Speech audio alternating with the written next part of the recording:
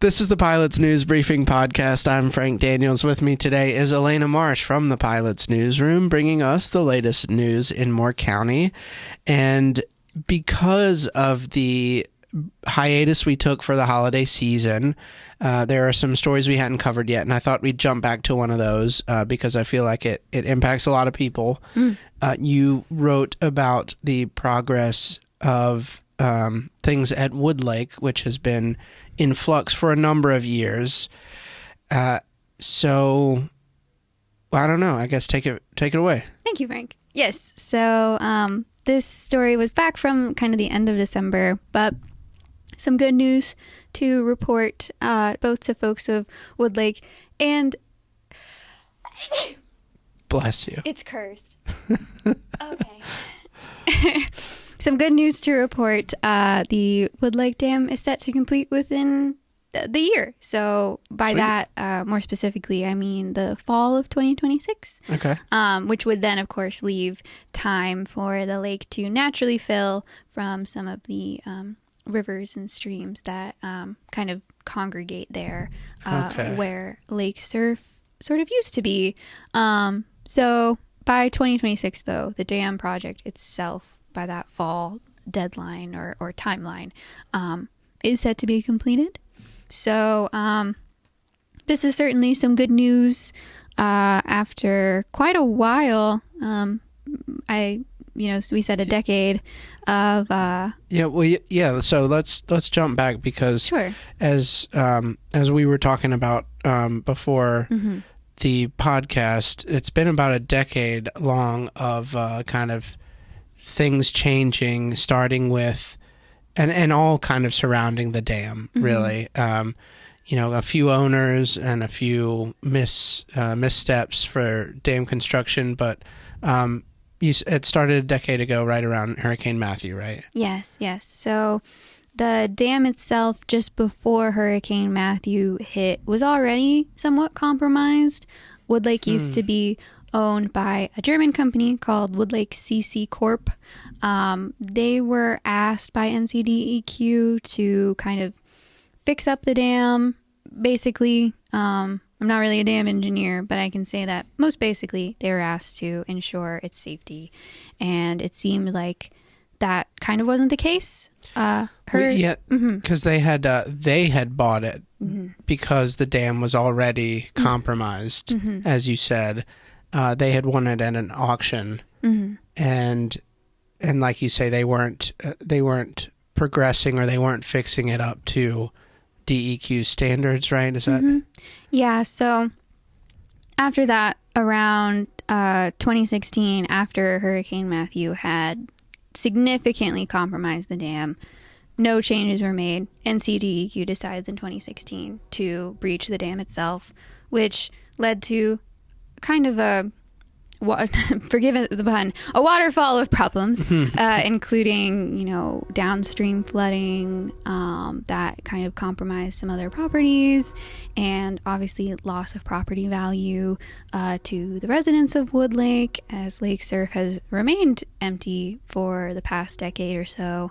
And so when it came to rebuilding that dam, the company Woodlake CC Corp out of Germany did not, seek to do that and put it up for auction as again, pretty much. And it was purchased by Keith Allison of Atlantic National Capital.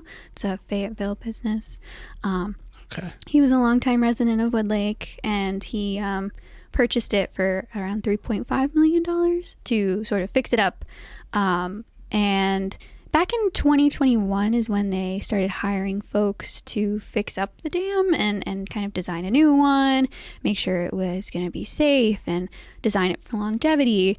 The contracting company they went with was TA Loving, and after some missteps with that company, specifically kind of inability to meet certain deadlines, the Atlantic National Capital and Keith Allison eventually decided to hire a different company, which has put the dam back on track and is set to be complete much sooner. Yeah, I mean, and missteps being another kind of significant setback in existing progress being another water pun maybe washed away, literally, Yes. by Yeah. another large storm, a hurricane. Yeah, it was actually, I know Helene is stuck with us, but it was actually Debbie, if we can remember back that far, just before, kind of around winter, Hurricane Debbie did come through and pretty much remove any and all progress that was made on completing the dam that TA Loving, that company, had been working on. And so when they were kind of looking at, after they were forced to start over and looking at what to do next, it was kind of decided that they go with a different company. So they hired Sequoia Services.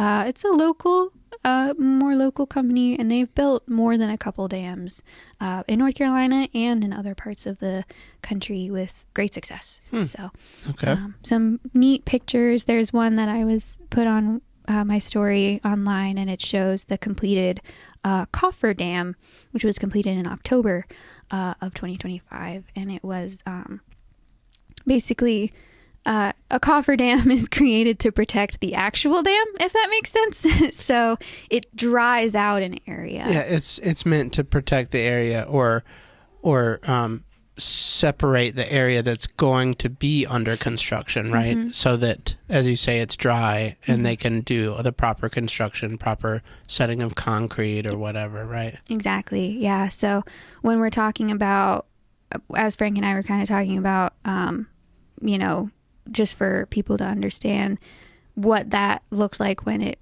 washed away the previous work that had been done, you might be picturing, like, how did it wash away all the concrete? Like, what do you mean? It was the coffer dams that were washed away.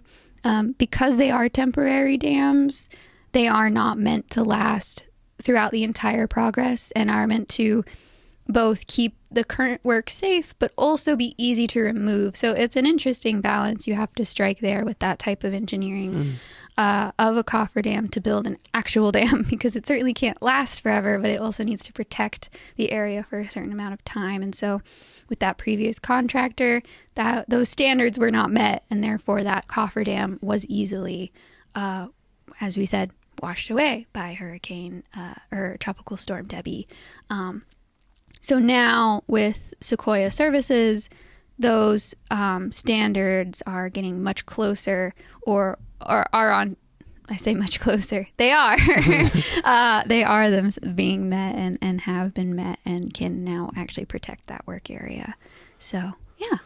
All right. And I think that's the story, right? I'd say that stands, right? Yeah. So as it stands, I mean, I have been surprised by other things. So, it's always good to, I say that only to just allude to keeping the finger on the pulse of things and making sure that the news is being updated accordingly. But yes. Because by its very nature, this project is meant to change. So things will change. So, indeed. And hopefully towards completion. Indeed. Sure. And my question is one that you can't answer. Oh. Will it still be Lake Surf, or will they change it into another name? Ooh, that's an interesting question. I don't know. Nostalgia is powerful, Frank. That's true. That's true. But changes and new beginnings are powerful too. So. That's right. We just being here in the beginning of the year. Yeah. I think we can all relate to that. But if you read that story and you still have questions for Elena, you can send her an email to elena@thepilot.com. That's elena@thepilot.com. If you have questions about the podcast or whatever, you can send those to me, to frank@thepilot.com, FRANK@thepilot.com. And that's the latest news in Moore County. Woo! All right. Thanks. I usually say goodbye.